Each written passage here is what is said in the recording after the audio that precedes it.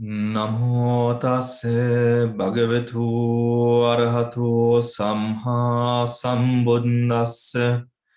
Namo tassa bhagavato arahato samma sambuddhassa. Namo tassa bhagavato arahato samma sambuddhassa. All right.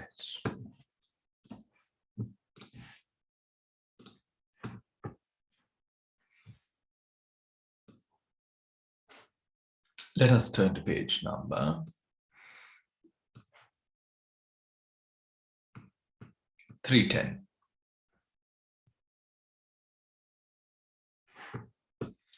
Today we have to do repetition, asevana pachaya.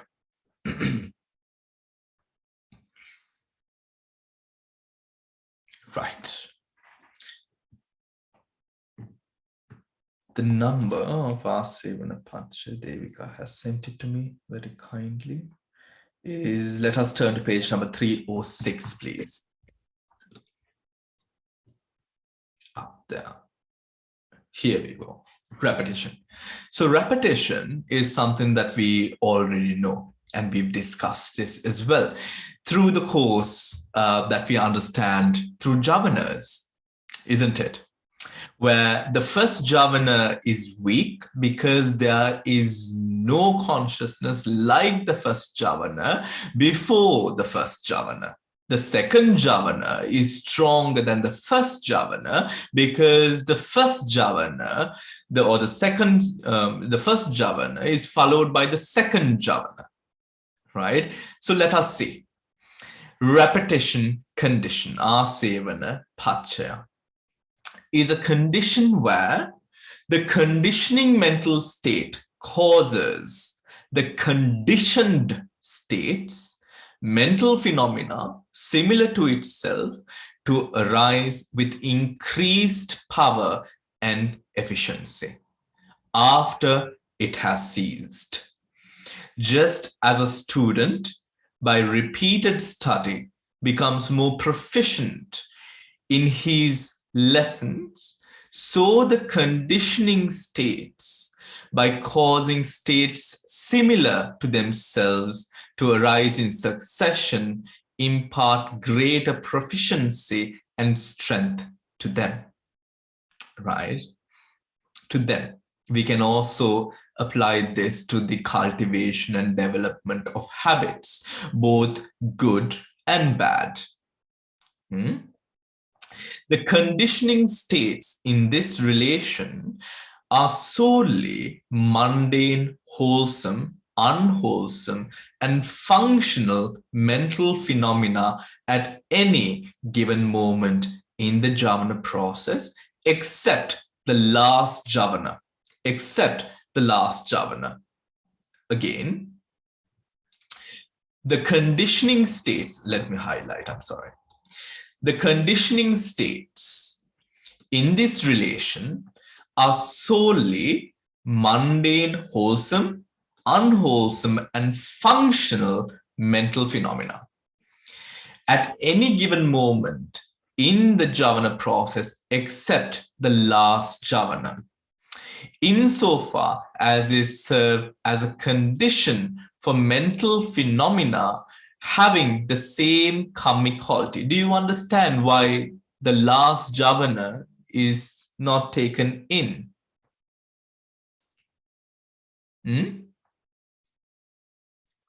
Who can say the obvious? Is it because the next one is registration? Yeah. Exactly. I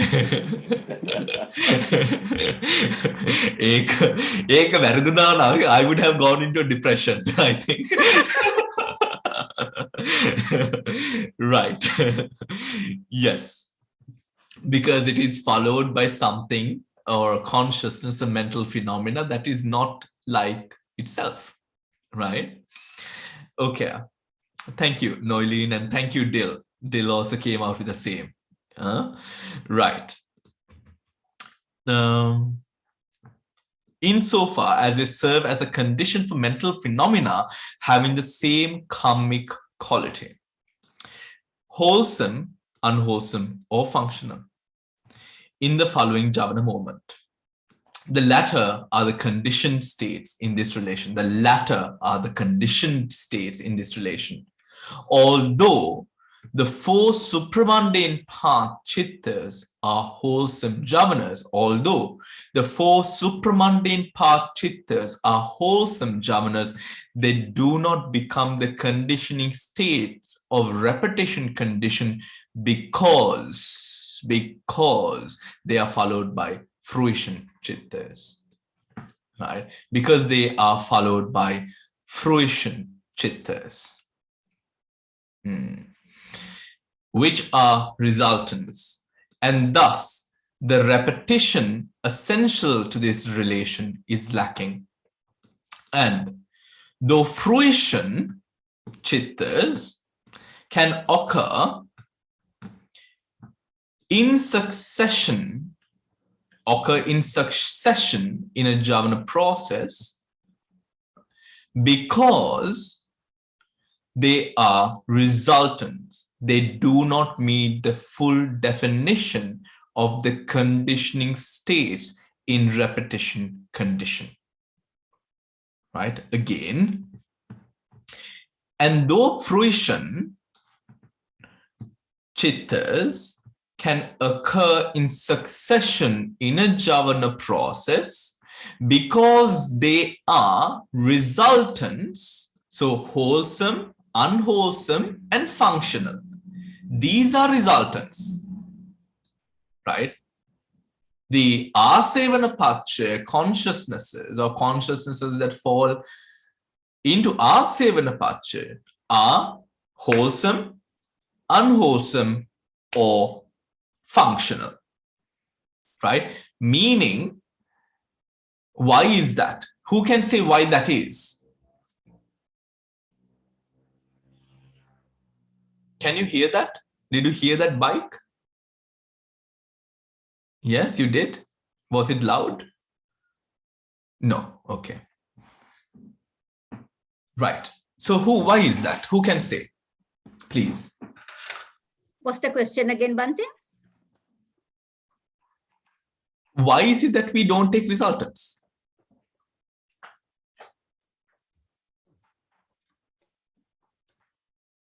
Simple. Hemamali. You can guess.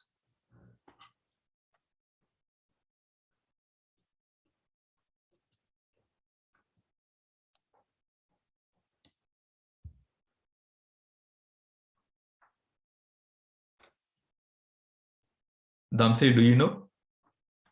Of course. No, Damsir, please. Damsir. Sorry. Sorry.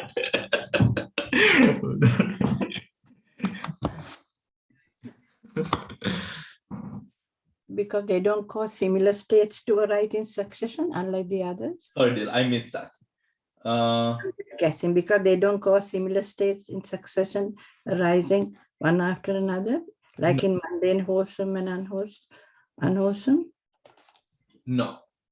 Is it because it's not followed by another chitta? No, we are talking about wholesome, unwholesome, functional Yes. resultants. Yeah. So the other three have got successive things which are repetitive, but this doesn't have that. No. Because it's a result, Bhante, is it because it's a resultant and after that, I mean, it doesn't happen again. Is that why I understand it like that? Because it's a resultant chitta, No. it can't. No. Once the results have come, it can't follow. No.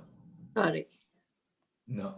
No, Bhante. They don't become the condition, because they don't become the condition states of repetition. Bhante, is it because the two conditioning and the condition have to be the same? Kusala and kusala, akusala and akusala, or abhyakata and abhyakata. But in with vipaka, you don't get another vipaka? because of that. Yeah. Oh, wait. What did you say? Yeah. For the asevana, the Yeah. conditioning and the conditioned Mhm. have to be of the same karmic quality. Hmm. The kusala is enhanced by another kusala, like two javana chittas. Yeah. So you just Yeah. mentioned the answer, which is Yeah. karmic quality, Karmic quality. Yeah. right? Yeah. Karmic energy is produced by wholesome, unwholesome, and functional, Functional, yeah. right? Karmic energy is exhausted by resultants. Yeah. Okay. Do you understand? Right? Now, although then you might say Kriya chittas or Kriya chittas or functionals, it doesn't really produce karmas, isn't it? No, it doesn't produce karmas which gives rise to rebirth. But there is still energy that is produced. We are talking about the energy when we refer to the karma. Is that clear, everyone? Right? So it is really... We know how to express it, Bhante, really. Yes, I felt as if the way that you express. So at the beginning, I thought, okay, she's going to get this right, but I felt like you articulated, right? But it is because of that karmic potency, which follows. All right. Now back, because they are.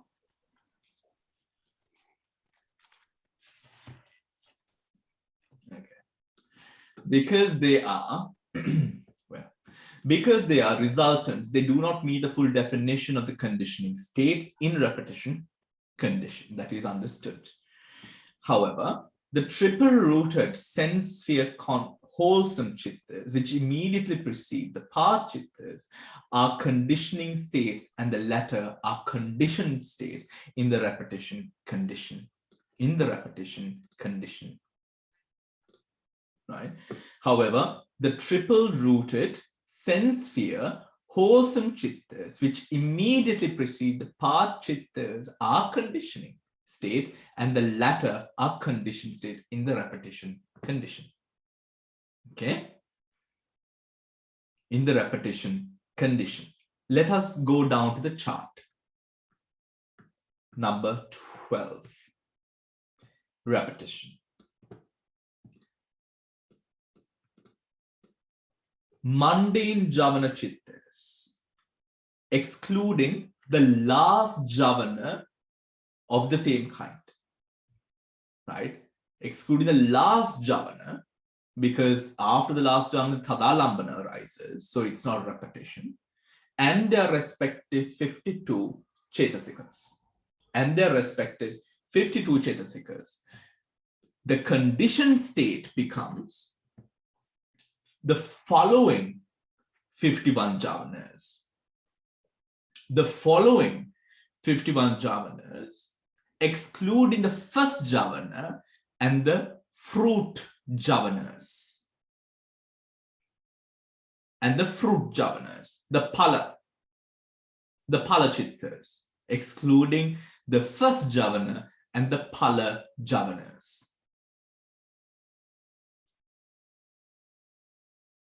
Right? Excluding the first javana, we know why the first javana is, right? Now, do we remember the page of the pala samapatti chitta viti?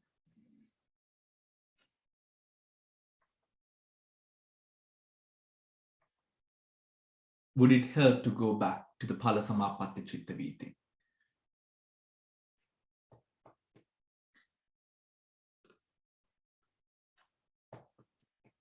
Let us look for the page.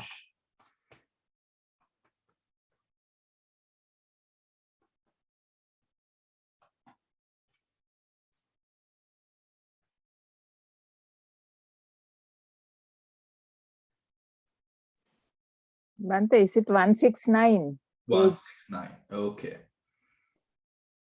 Let us see.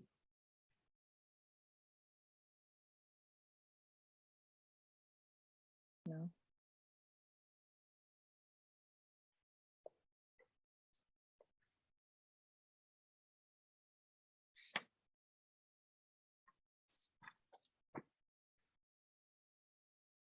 Yeah. the absorption jhana process.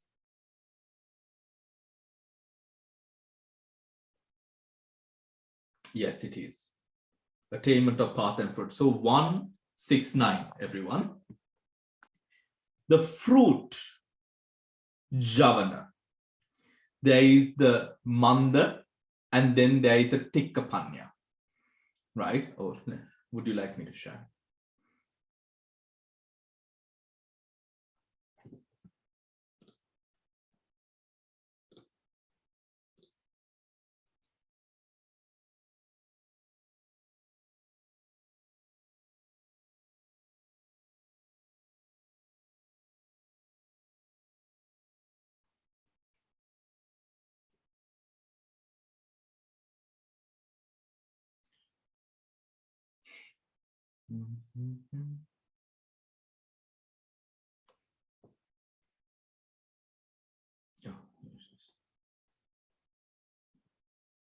Can you see?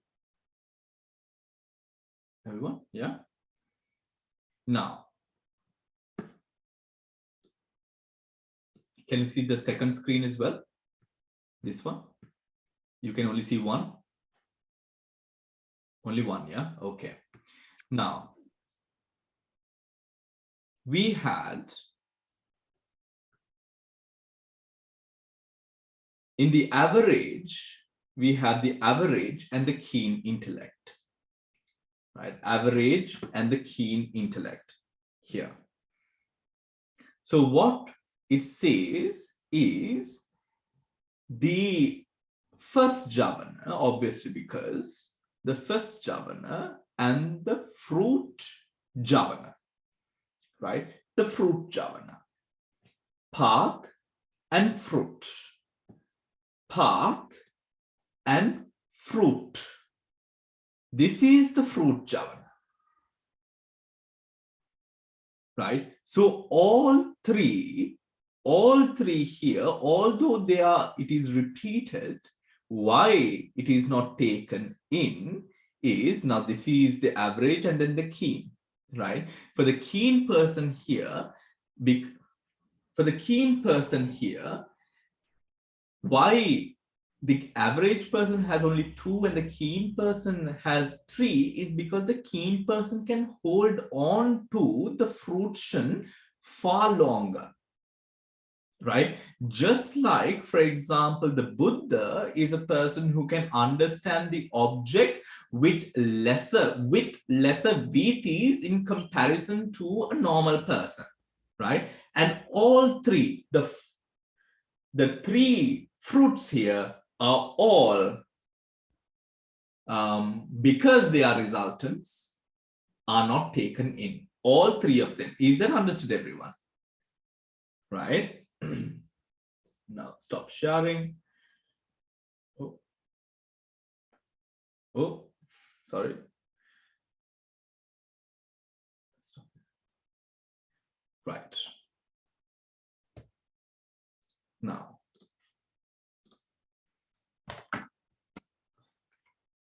okay, back to 3:10. Is that clear, everyone? Do we have any questions? You can still see my screen, yes? All right. Any questions? 47 mundane jhavanas, excluding the last jhavana of the same kind and their respective 52 cetasikas. And then we have their conditioned states become the following 51 jhavanas, excluding the first jhavana as well as the path jhavanas, which are for Mandabuddhika, not Mandabuddhika, I'm sorry. I'm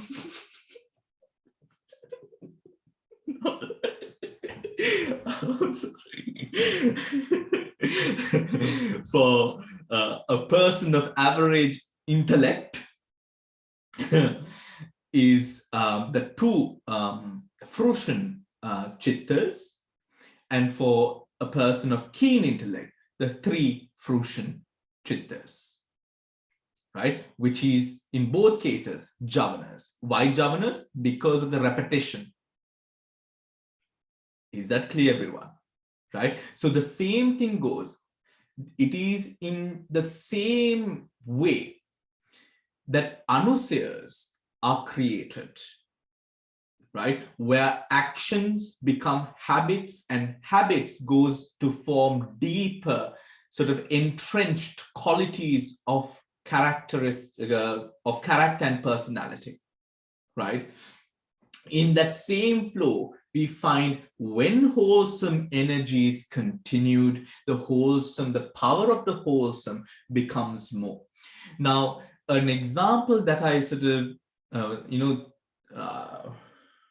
was doing some, I was preparing for something and sort of going back to sort of the experience of wholesome in mind at a monastery where your complete sort of thing is your meditation and all of that, right?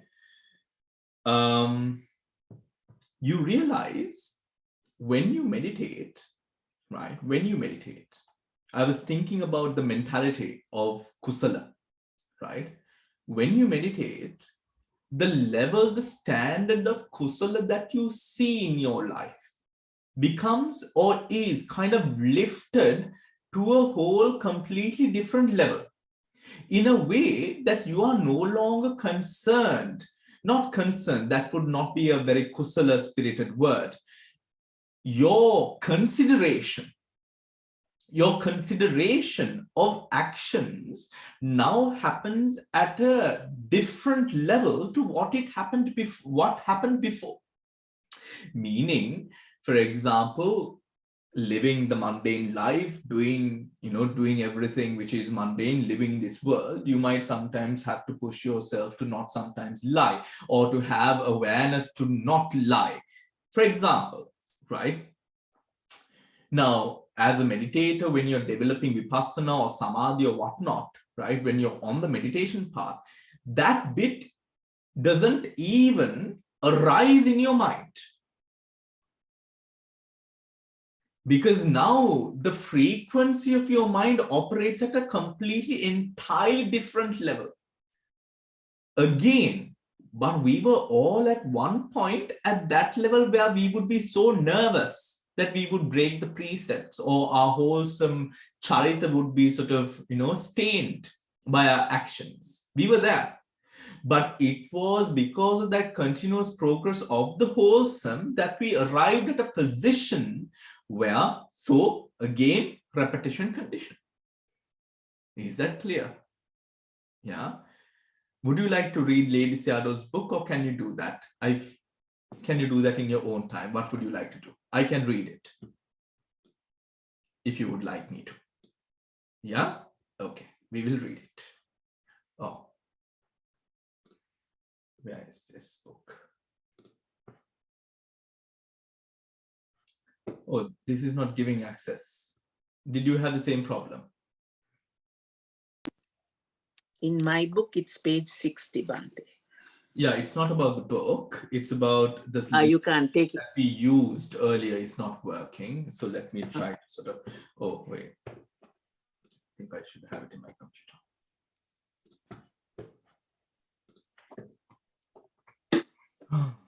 Oh, here it is. Good.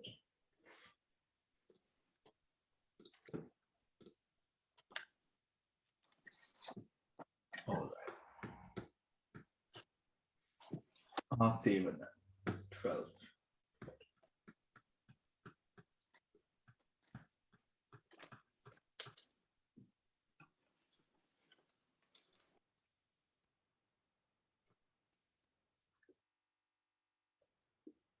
R7. Can you all see? Would you like me to increase? Oh no. Okay. What happened?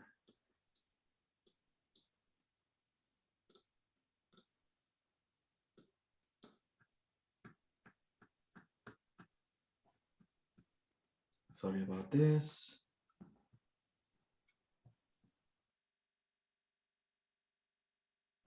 Okay. Here we are.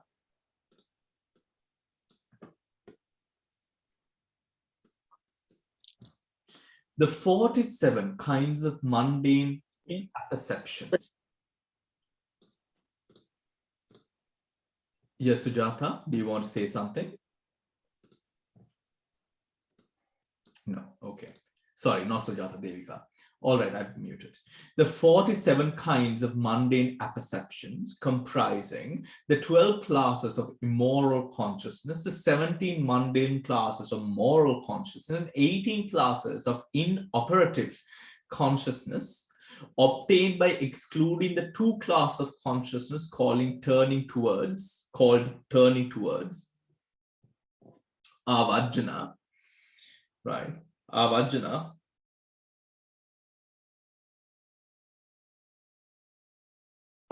right? Avajjana are here termed the causal relation of habitual recurrence, meaning wholesome, unwholesome, and functional, right? Are called, here are termed the causal relation of habitual recurrence. When any one of these arrivals at the apperception process, the Javana process, the sequence of 7 similar states of consciousness in a process of thought, every preceding apperception causally relates itself by way of habitual recurrence to every succeeding apperception. Yeah, every preceding perception causally relates itself by way of habitual recurrence to every succeeding apperception. The terminology that is used in this book is quite different to what we are usually used to, isn't it? Bhante, apperception, what does it mean? We will ask. Right. There you go. The mental process by which a person makes sense of an idea by assimilating it to the body of ideas he or she already possesses. So this assimilating is more a word with regards to the Javanas. Yeah, apperception. The mental process by which a person makes sense of an idea by assimilating it to the body of ideas he or she already possesses. That's a very interesting word, isn't it? What do you think about that usage? Damsiri, I see you thinking.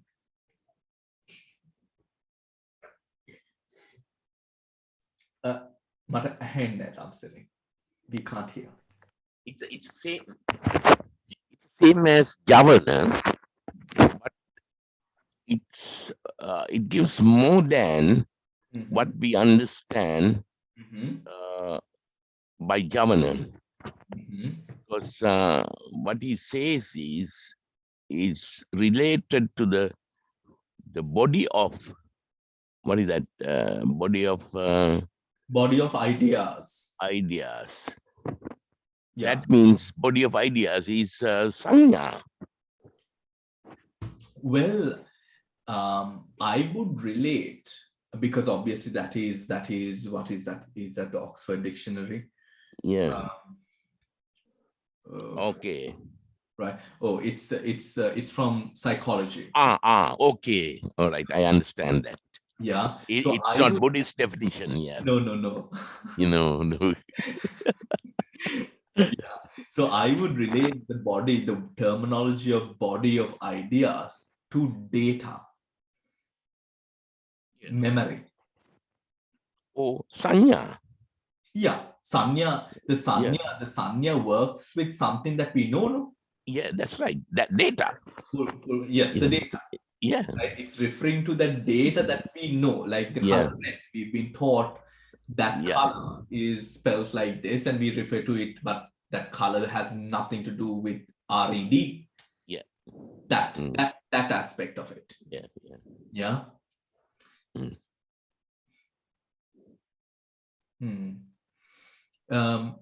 All right. Shall we continue? Yeah. Yeah. Apperception. Succeeding apperception. The related things, Pannavamsa, comprises succeeding apperceptions as stated above, as well as the 4 parts. In what sense? As well as the 4 parts. Okay. Let's see. In what sense is the term asevana to be understood? It is to be understood in the sense of habituating by constant repetition, or of the cause of causing its Pachupanna Dhammas to accept its inspiration. To accept its inspiration, for them to gain greater and greater proficiency. Energy and force. Here, praguna bhava in Sinhala means proficiency of the succeeding apperceptional thoughts in their apperceptive functions and stages. Just as one who reads a lesson many times become more and more proficient with each new reading. Parivaso literally means perfuming or inspiring, just as a silk cloth is perfumed with sweet scents, so also is the body of thought, so to speak, perfumed or inspired with lust, hate, and so forth. Or with disinterestedness, avarjana,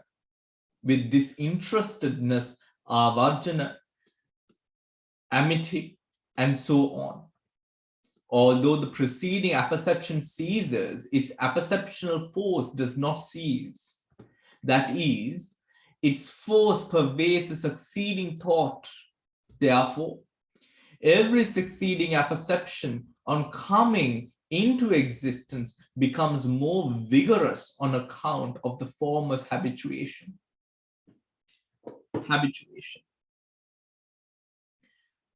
Thus, the immediate preceding thought habituates or causes its immediate successor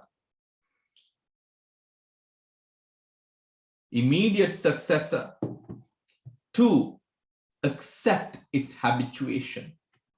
However, the process of habitual recurrence usually ceases at the 7th thought, after which, in the resultant thought moments of retention follow, of subsidence into the life continuum takes place. Here, habitual, that is clear, isn't it? Talking about the Tadalambana, or the life continuum when it's weak, right? When it's weak. Here, habitual reoccurrence as dealt with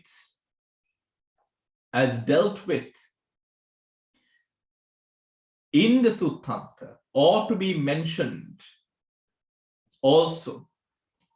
Many passages are to be found in several parts of the Sutra Pitaka. Sutra Pitaka. Hold on. Sutra Pitaka. Such are Satipattanang Bhavanti. One cultivates the earnest application in mindfulness. Sammappadanang Bhavanti. One cultivates the supreme efforts. Sati Sambojjhangam Bhavanti. One cultivates mindfulness, a factor of enlightenment. Dhamma Vichaya Sambojjhanga Bhavanti. One cultivates investigation of truth, a factor of enlightenment. Samma Ditting Bhavanti. One cultivates the right view, referring to the bhaventi, right? The bhaventi. One cultivates right aspiration, samma sankappang bhaventi. One cultivates right aspirations, and so on. In these passages, by bhaveti is meant to repeat the effort either for 1 day or for 7 days, or for 1 month or for 7 months, or for 1 year or 7 years. Satipatthana Sutra, isn't it? 7 years. Remember, if you are to practice the Satipatthana from 7 days to 7 years, you have the ability to attain. Yes, Damsiri? It's bhavanti in Sinhala is bhavita. Bhavita. Bhavita. That, yeah, bhavita means, yeah, it's actually keep on practicing. Bhavita. Bhavanti. Okay. Yeah. Okay. So which is normally used by Sri Lankan Buddhist monks, you know. Yeah. Okay. All right. Shall we move on? Moral and immoral actions, which have been repeatedly performed or cultivated, or many times done in former existences, causally relate by way of habitual recurrence to moral and immoral actions of the present existence for their greater improvement and worsening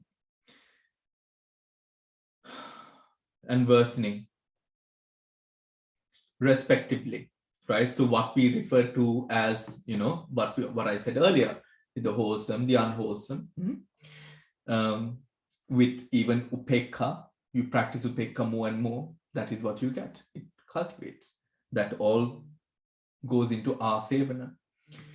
The relation which affects the improvement and the worsening, respectively, of such moral and immoral actions at some other distant time or in some future existence is called sufficing condition. Again, the relation which affects the improvement and worsening respectively of such moral and immoral actions at some other distant time or in some future existence is called sufficing condition. But the one which affects this only during the apperceptual process is called habitual. Sufficing condition, what is the Pali, please?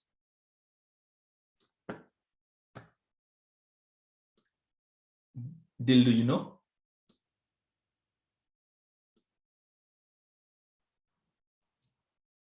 Okay. Let us just get the Pali for clarity. Sufficing.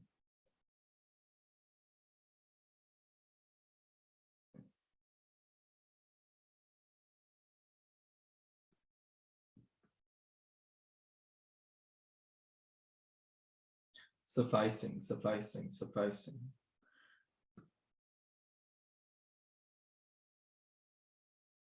Why don't I see sufficing here?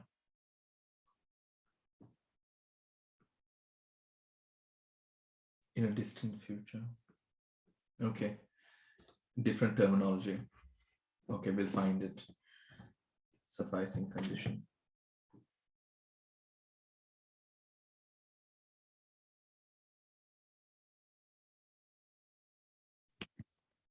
Bhante, Yes, Chamari. I think it says something about it being sufficient, Okay. that condition being sufficient for future existence. Upanisya Pracha. Sufficing condition. Yes, Chamari, what were you saying? No, that's fine. I think I thought it was about that being sufficient. So you're saying it, the Lady Seattle is using another Pache's name. Yes. Sufficing condition is Pacha. Okay. Yeah. Upanisya Pacha. Right. So again, in relation the relation which affects the improvement and worsening respectively of such moral and immoral actions at some other distant time or in a future existence is called sufficing condition.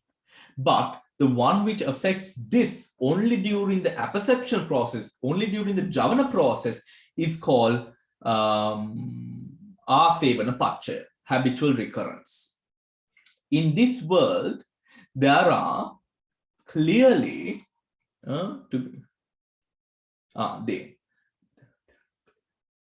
in this world, there are clearly to be seen, they are, I guess, isn't it? They are clearly to be seen always many incidental results or consequences following upon great achievements in art, science, literature, and so forth, which have been carried out in thought, word, and deed continuously, repeatedly, and incessantly. We don't have to look too far. What about our Abhidhamma group? Asevana pachaya every day. In such, as such, a relation of habitual recurrence is found among all transient phenomena. Mainly zeal, manly, and effort. Zeal and effort exerted for a long period of time, having developed to such a high degree that many great and difficult labors have reached complete accomplishment, and that even Buddhahood has been attained. End of our Asevana relation. Yeah? Bhante, Yeah. a couple of questions. Oh. That Asevana, the English translation repetition is not exactly correct. Okay. Repetition is something that keep on repeating the same thing, right? And Asevana is something enhancing every step, right? So we have to understand the English word repetition and the asevana separated, because asana is actually every javana, we keep on improving the quality of the javana, whether it is wholesome or unwholesome, right? And a good example is actually, you have not mentioned, this is applicable to anuloma, from anuloma to gotrabu also. Anuloma to Gotrabu. Gotrabu, because that's in one of the books here.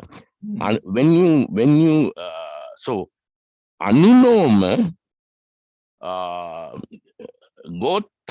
gotrabu is, anuloma give rise to gotrabu with the enhancements of the quality, right? And actually in Paul says anulomang gotrubassa asevana pachena pachayo. So there's some application apart from javana. Then gotrapu to maggasa. From gotraba to marga. It's a gotrabu maggasa asevana pachya pachena pachayo. So these are actually the enhancing process of the, of course, anuloma is javana. Yeah. And gotrabu is the javana. But a separate application is when it comes to anuloma and gotrabu, the aramana is, the object is different, right? For anuloma, you have a normal mundane object, while gotrabu, you have for gotrabu you have to have the nirvana, as object. So in the process, they say that you need same quality of two consecutive governors, but the object can be changed. That in one of these detailed books says actually. So it's very interesting to translate the repetition condition into real meaning actually, because it's enhancing and it's applicable not only governor, but governor in the form of Anuloma and Gotrabhu, in the form of Anulom and Vodana. Have you found another translation in place of the word repetition? No. No. But when you read it in Sinhala, so it's obvious that it's not repetition. It's actually enhancement. Stepwise enhancement.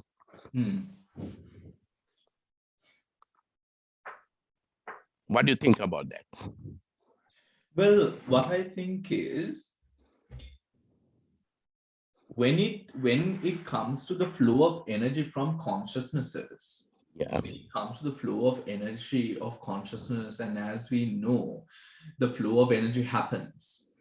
The question is how well these energies fit with each other, right?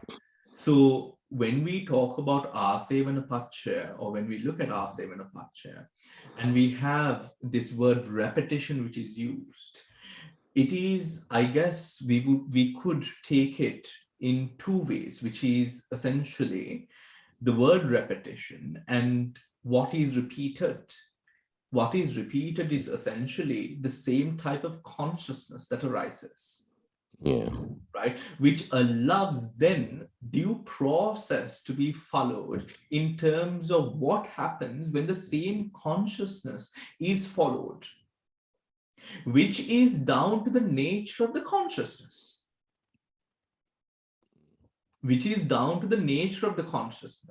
So anything, now for example, if any slope, regardless of whether this slope is in the Alps, the Himalayas, or Kailash, or Sri Lanka, or wherever there's a slope, you throw something down, it will fall and roll. That's not the nature of the Alps or the Himalayas or Kailash or Sri Lanka. It's the nature of the slope. Wherever the slope might be, right? However, for that rolling on to happen, there needs to be that gradient. The consciousness is then, or the like or similarity of consciousness being followed is the gradient in this case. Hence, I believe the word repetition is used. Because essentially what happens, which is the reinforcing of the same energy, is done so because of this repetition. Because the signature or the scope, the signature or the scope, the unique signature or the scope that the object is looked at is similar.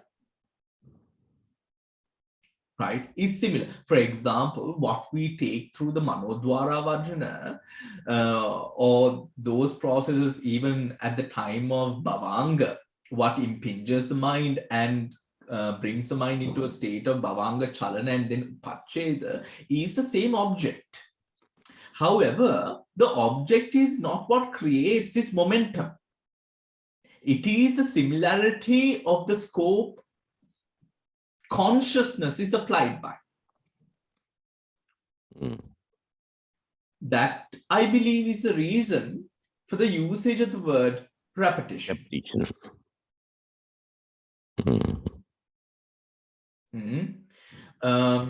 if we talk about Anuloma Gotrabu, Parikarma Anuloma Gotrabu, these signatures are similar. They're all the same. The differentiation, the commentary explains why are there different terminology for the same process of consciousness or the same spirit of consciousness. It is for the person reading, learning, meditating to understand the difference of object taken and the quality or the standard of mind at that respective moment in time. So Anuloma, Gotrabu, these positions, it's the same consciousness. Right? But the way that they take the object is different. Meaning, meaning it is like, okay, 3 years ago, you know, the Dhamsiri I knew is not the way that I look at Dhamsiri now. Now Dhamsiri is, you know, Abhidhamma ninja.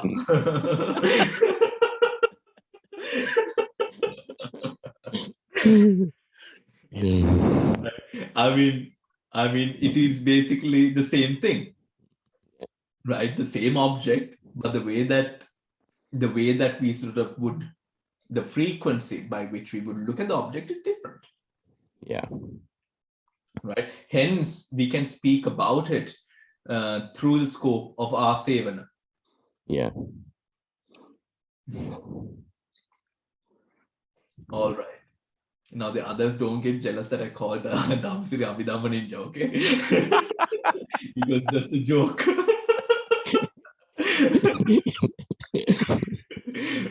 It's only joke. It's only joke. Okay, all right. Now, shall we come back? Yes, we have time. Let's go back.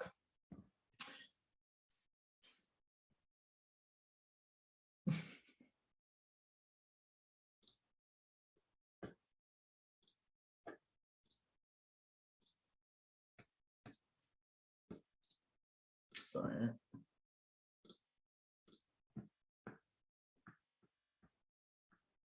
Shall we move on to the next condition then? Shall we do that? Yeah. Any questions, anyone? I hope that I think this was relatively far less complicated and complex in comparison to what we were doing with post-nasons, wasn't it? Which was a real head turner. Maybe still turning our heads a bit. All right. Now, repetition. I'm sorry, kamma. Right, kamma. What is a page for kamma?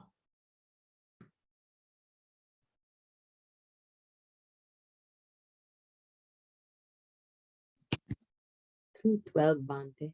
Sorry, 312. Thank you, Chamari.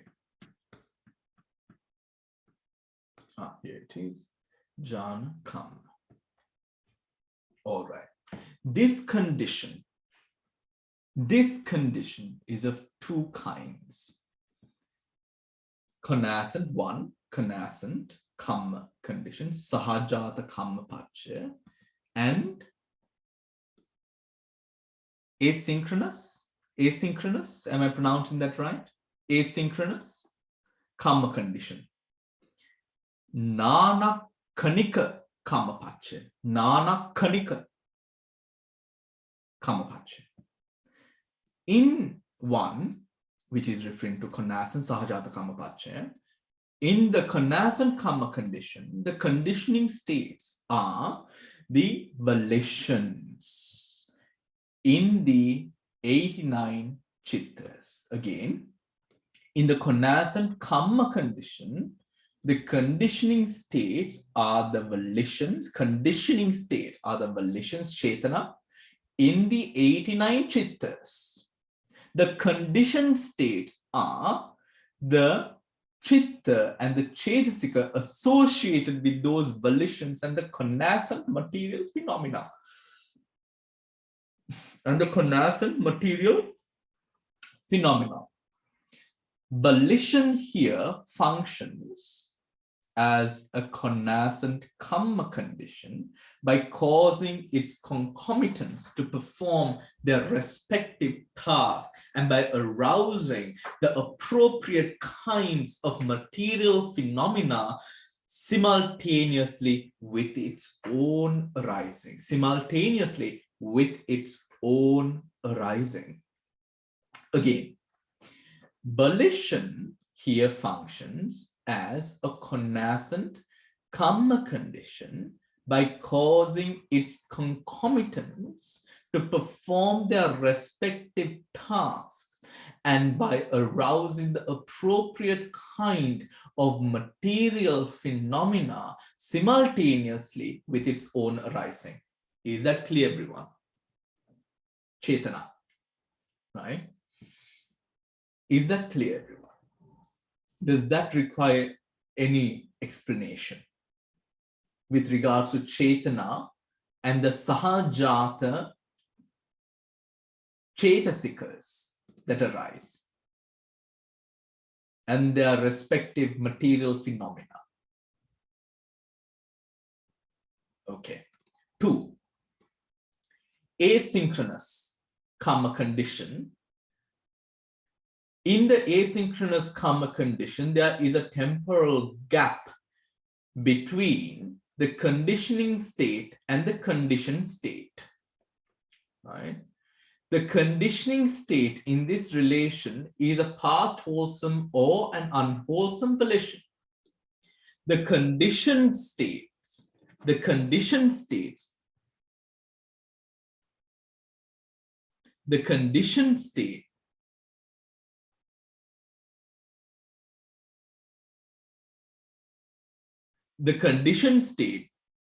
hold on.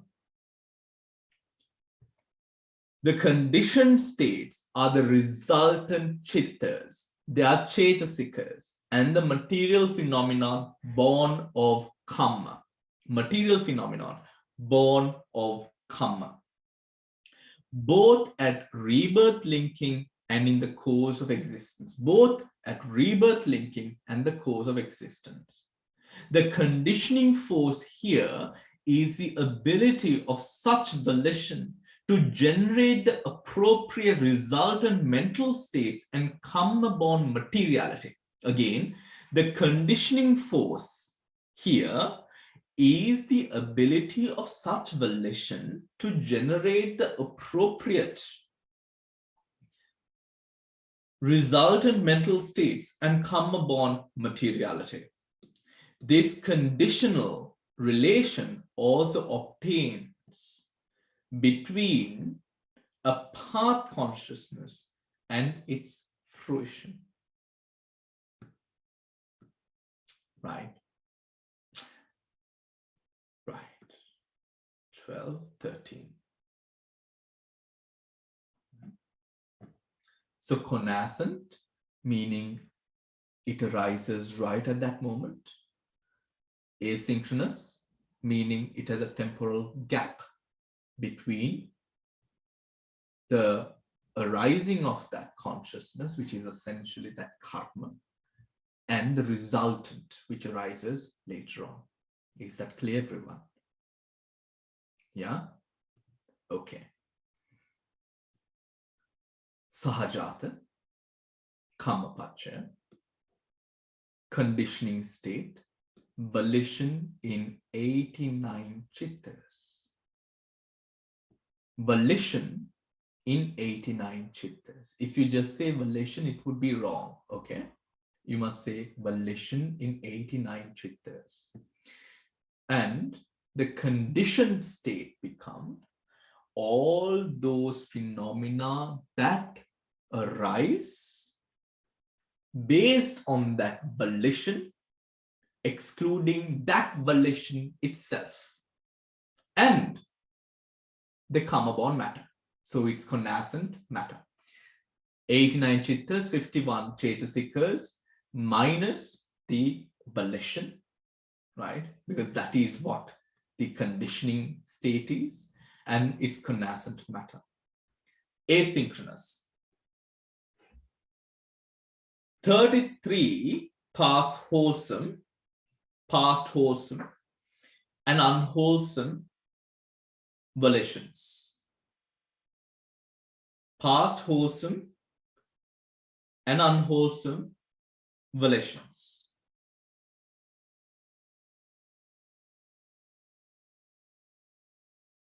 The conditioned state become 36 resultant chittas.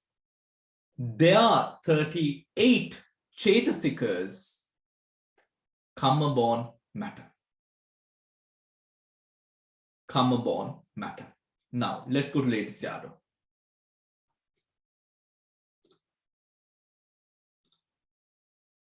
Right. Oh.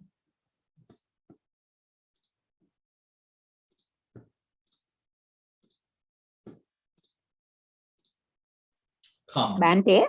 Yes. Bhante, I tried to work out these 38 Chetasikas. I couldn't Okay. work it out. Okay, shall we do it together? Okay. Yeah, make a kevala. Kamma pachaya, the relation of karma, is of two kinds. The relation of karma is of two kinds. Coexistence karma and asynchronous karma. Of these two, all volitions, moral, immoral, and unmoral, which consist of the three time phases, constitute the causal relation of coexistent karma. Their related things are all class of consciousnesses and their mental concomitants in coexistence with volition. Material qualities born of karma. Material qualities born of karma, which arise simultaneously with rebirth, conception, and material qualities produced by mind during the term of life. During the term of life. Past moral and immoral volitions constitute the causal relation of asynchronous karma. Past moral and immoral volitions constitute the causal relation of asynchronous karma. That is clear, isn't it? Right? Past moral and immoral actions constitute the arising of asynchronous karma, meaning a gap between the karma and the resultant. Right? Their related things are the 37 classes of mundane resultant consciousness and their mental concomitants, and all the material qualities born of karma. Mala, was it this 33 that you were talking about? No, I'm talking about the conditioned. Ah, it says 38. We'll come to it later, I think. Okay. Why is karma so called? It is so called on account of its peculiar function. This peculiar function is nothing but volition or will itself. And it dominates every action when any action of thought, word, or body takes place. It dominates every action when any action of thought, word, or body takes place. Is there any question with regards to it dominates every action? That's clear, isn't it? Yeah. When any action of thought, word, or body takes place, volition or will determines, fashions, or causes its concomitants to perform their respective functions simultaneously. For this reason, volition is said to be predominant in all actions. I mean, doesn't this bring out anatma even more if you think about it? You know, just sprays of energy, signatures matching to the main signature that dominates the process, the volition. So it is not even sorted out. That is how it is able to arise simultaneously, sahajata. Yeah.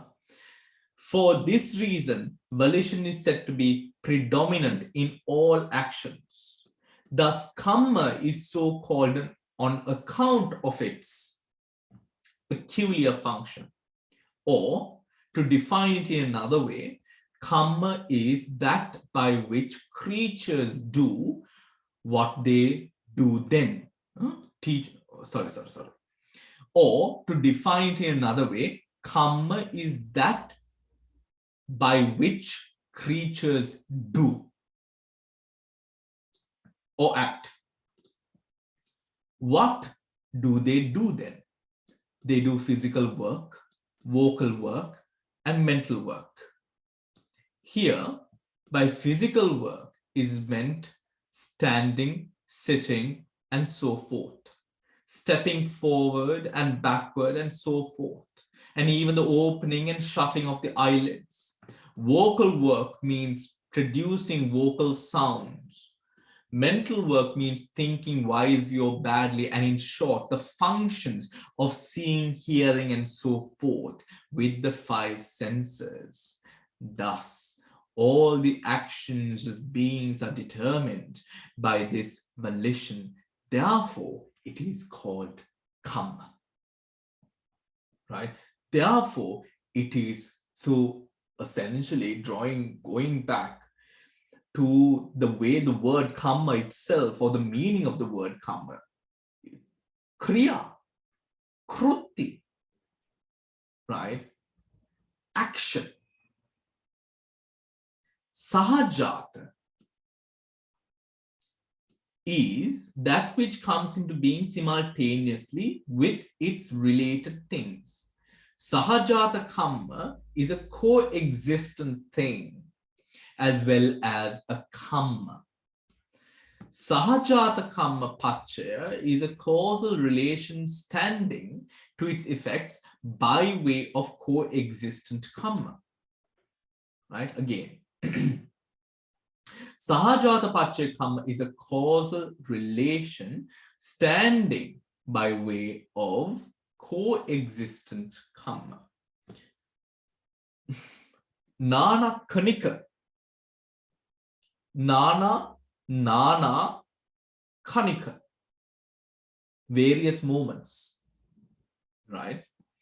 Is a thing differing in point of time from its effects. Nana kanika is a thing differing in point of time from its effect. Vividha mota. Mohotavalvala. Sorry, that was so funny. All right. That is to say, sorry? You can say mohotakpasa. Yeah, vividakala. That is to say, the time when the volition arises is one, and the time when its effects take place is another. Or in other words, the volition is asynchronous. Hence, asynchronous volition is a volition that differs in point of time from its effects. So, nana kanika kamma pacha is a causal relation standing by way of asynchronous karma. The volition which can coexist with the Aryan path only at the moment of its ceasing immediately produces its effect. The volition which coexists with the Aryan path only at the moment of its ceasing immediately produces its effect. And so it also is asynchronous. The volition that coexists with the Aryan path only at the moment of its ceasing immediately produces its effect. And so it is also asynchronous. Okay. Maggapala. Here, a moral volition such as predominates in charity. A moral volition such as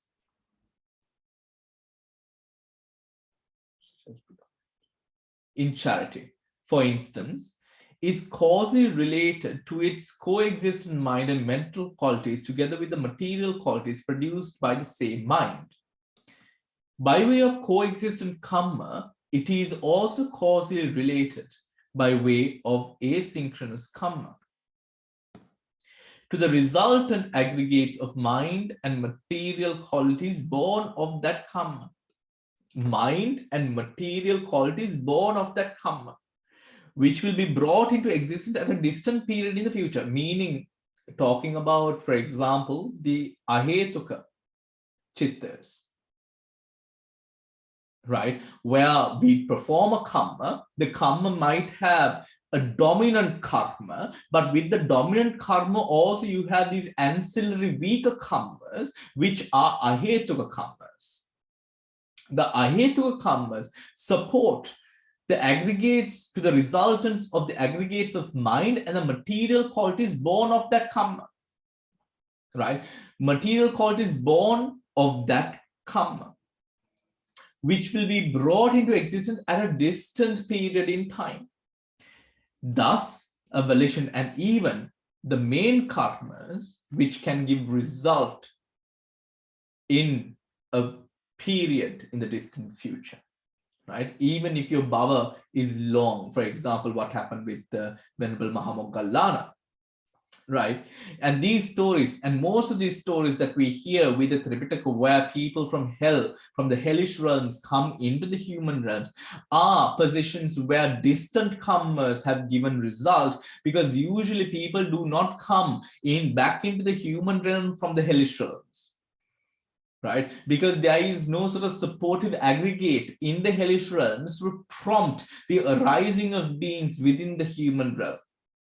So we find ourselves, so even if we take the animal realm, the animals that we interact and see as humans, right? The cute dogs that we have, the cats, the safari animals or living, you know, the animals that we come into, those animals in comparison to the other animals of the human realm are far more fortunate, right? For example, if we are to take worms and insects living underground, who might never see light, those formations of those beings are far more weaker in mind than those animals that we see on the top of the, you know, those walking on land, right? This is, you find closer or beneath the ground, closer to the hellish realms. This kind of gives out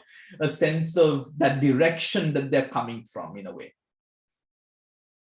right? Whilst, for example, whilst humans might find it difficult to sort of gravitate into that frequency through a karma, when coming up, weaker karmas building up, giving rise to these beings in these sort of different frequencies. Do you understand what I mean? Like for a human, gravitating towards a frequency of, let us say, a weird worm, right? I'm sorry to say it in that way, a weird looking worm, right? Living 7, 10, 12, 100 feet in the ground, that frequency is not a frequency that we could tap into easily, because our emotions are far more gross. Do you understand what I mean? We are far more grosser. So we find more examples of us becoming, for example, animals, pretas, yakas, pisachas, kumbhandas, or going depth into the depths of niraya, apaya, rather than these sort of other beings that we often hear about, not often, but hear about. This is because we do not operate in that frequency, right? That is also the reason why human beings being born into the Brahma planes is also a rarity in that sense, because we don't operate in that frequency. Do you understand? We do not operate in that frequency. It is even more of a rarity to be born in the Arupa world, because we do not operate in that frequency. But the moment that we tap into Rupa Jhana, Rupa Jhana and Arupa Jhana, now we are born in those places because we tap into those energies through those jhanas. Our minds mimic those frequencies that we are then reborn with. Again, asynchronous karma there. Yeah, asynchronous karma there. Right? But we find ourselves, for example, insight. An insight arises, obviously we remember what this insight is, but we stop meditating. But we find ourselves now, we know what that insight was, but what it means to us is different when we meditate and we've experienced it. Now I remember it, but I'm not meditating anymore. That frequency there too is different. How? Because the insight when not, or the memory of insight when not meditating will not take you to the proposed position that you want to go to. Do you understand what I mean? Which is Nibbana, the Maggaphala Chittas. It is only when it is felt through experience, not memory, that a person is able to tap into what Nibbana is or what Magga and Phala is, because that frequency is only cultivated at that point of experience, not at the point of memory, because memory is based on that which is mundane.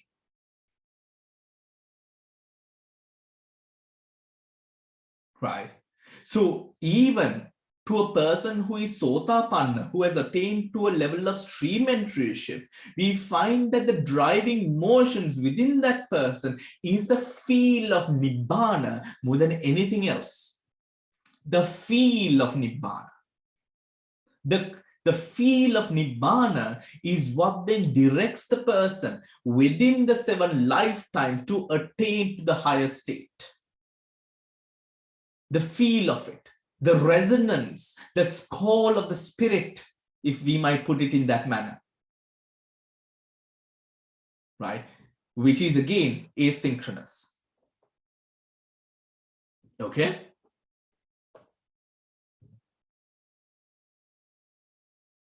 Thus, abolition. Yes, Sujata. I just, it's very interesting. I said, karma, Yeah.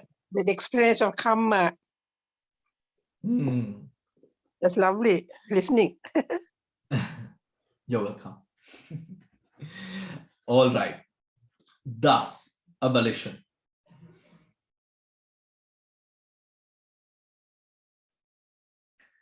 Thus, abolition,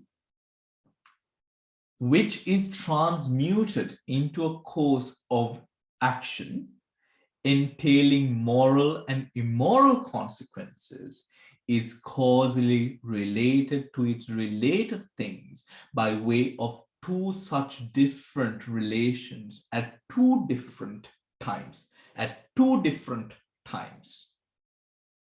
Right? At 2 different times. One action, but can give rise to karma in 2 ways at 2 different times. Which is true, isn't it? If I am to get mad at this moment in time, my karma-born material would, of course, I would produce those karma-born materials, right? And of course, trigger that sahajata chitta chetasika rupa, right, process, as well as cultivate the energies that will then give rise in the future. Not right now, but maybe in the future. In the hellish realms or wherever it is, in whatever way, right? That is what it is referring to. In this asynchronous karma relation, the karma signifies quite a peculiar energy. It does not cease through the though the volition ceases, but latently follows the sequences of mind. Latently follows the sequences of mind.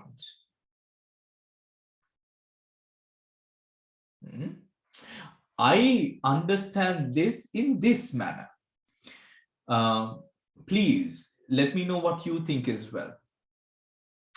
In what we have followed, right, what we understand is the word formation, right, we never use it in a way of forming in a present continuous form.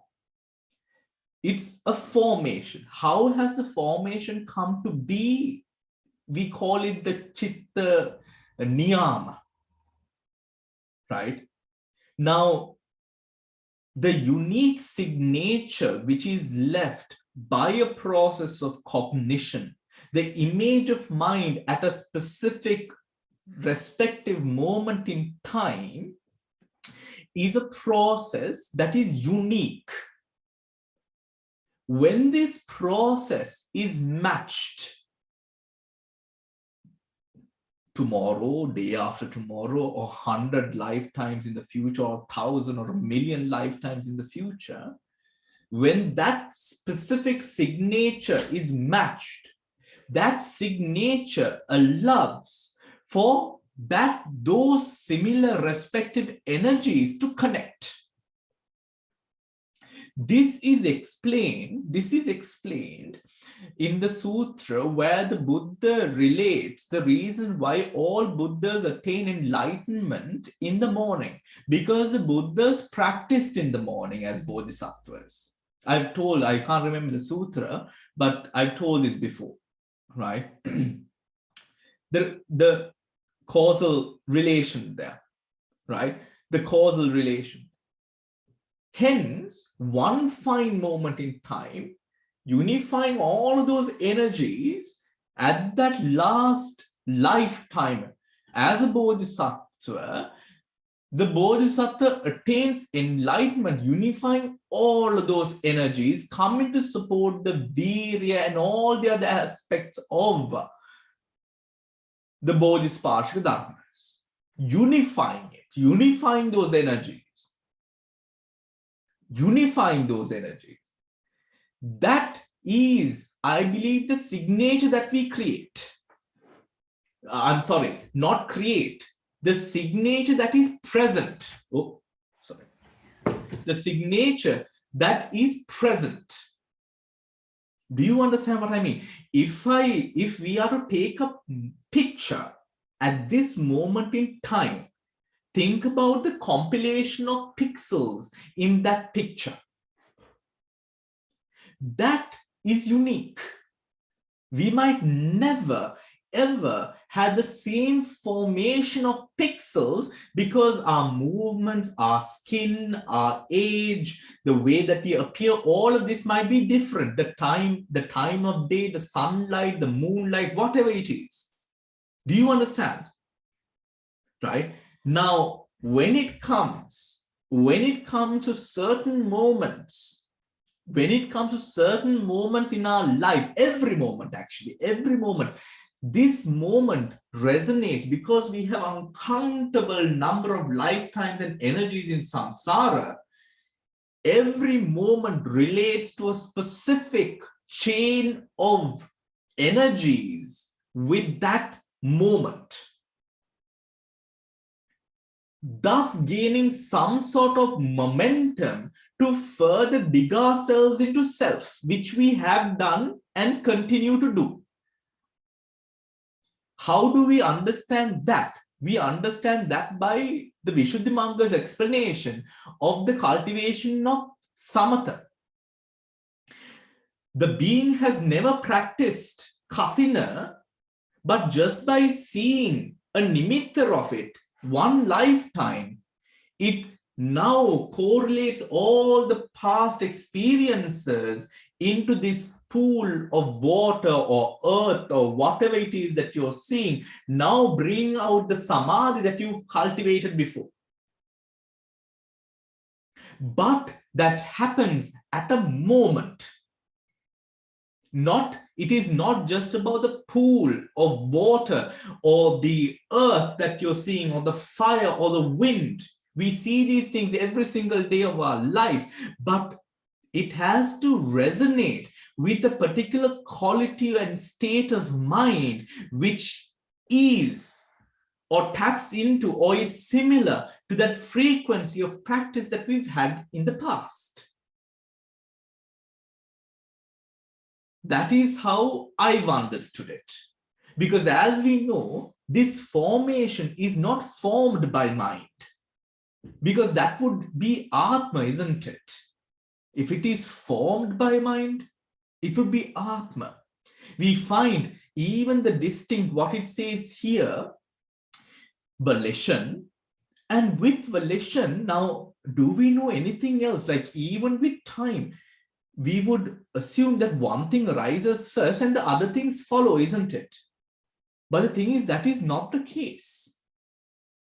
One does not arise first and the others follow. It is almost one is dominant, but the others arise simultaneously at that moment, sahajata. Just imagine how that happens. Again, pointing towards a detailed explanation of why we are living out anatma. There is truly no being here because we are walking, or every moment is a mechanism of processes happening because it is its nature, not our nature, its nature.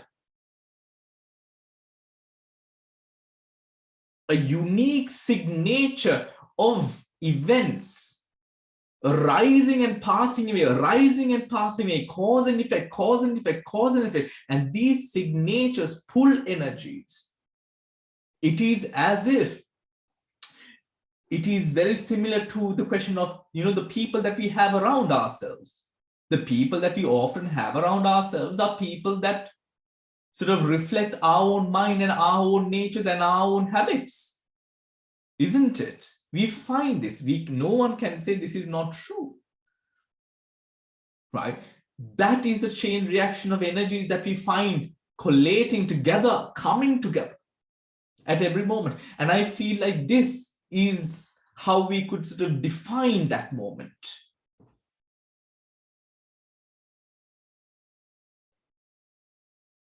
What do we think?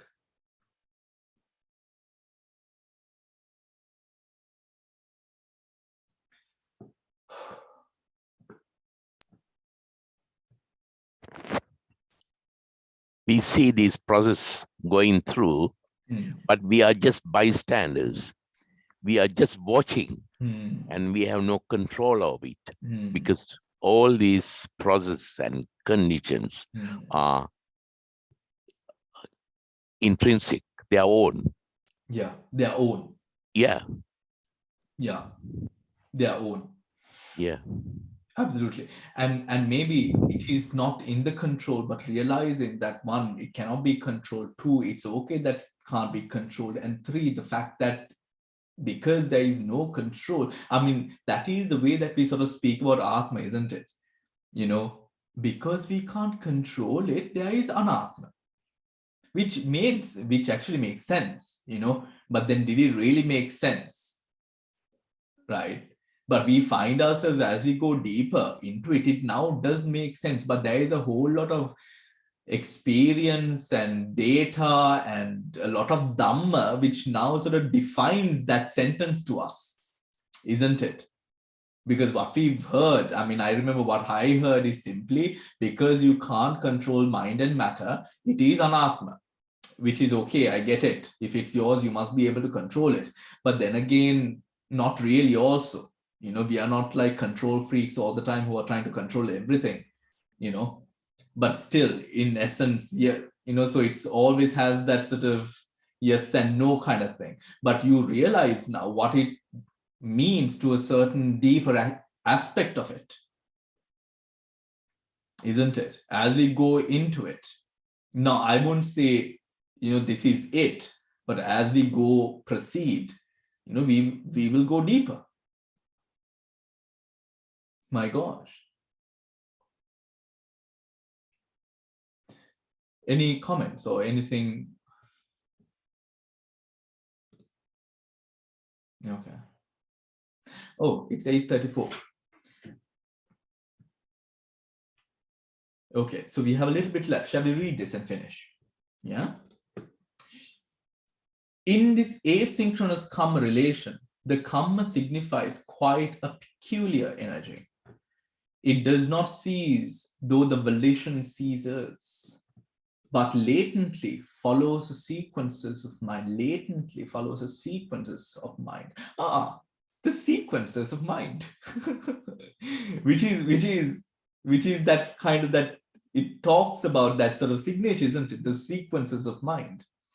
As soon as it obtains a favorable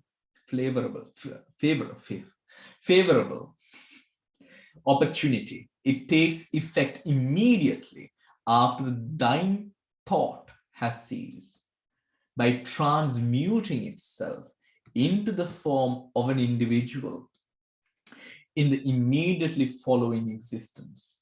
But if it does not obtain any favorable opportunity, it remains in the same latent mode for hundreds of existences.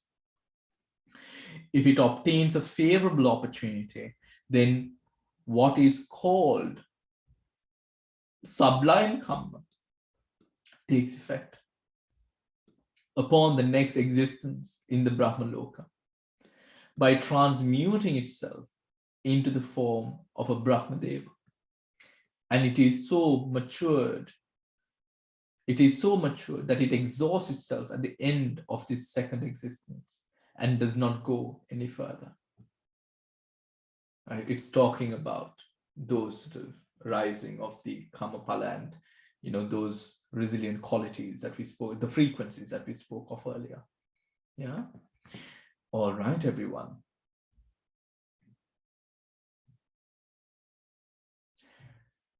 Any questions before we close the session for today?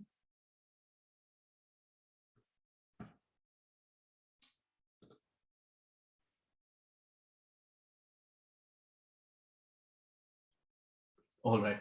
Mala, can we answer your question next week? Is that okay? We'll count together. Yeah? Okay. Okay, that is that. All right, everyone. So